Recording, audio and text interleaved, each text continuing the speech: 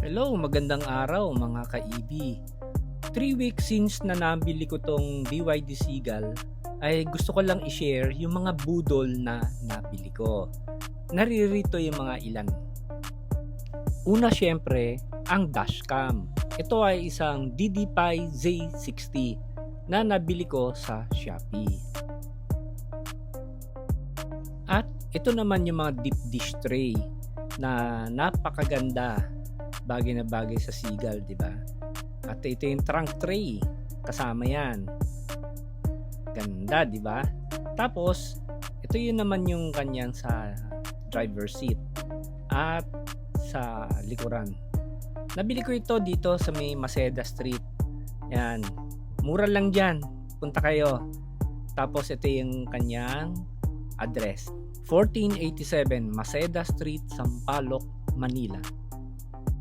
Ito naman yung charging port ceiling ring. Rubberized to. Importante to para hindi mabasa yung charging port cover. Nabili ko rin ito sa Lazada. Ito naman yung armrest cover. Yung center armrest cover.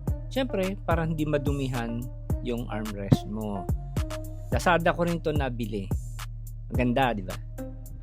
At ito naman yung waterproof cover para sa charging port, especially kung nag-charge kayo sa outdoor.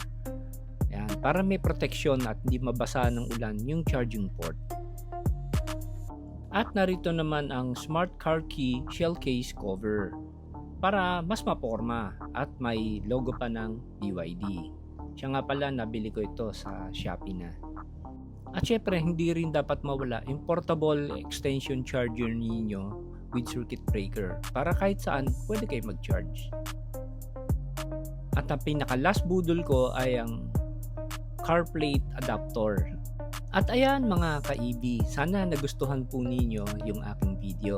Like and subscribe naman dyan. At maraming salamat muli.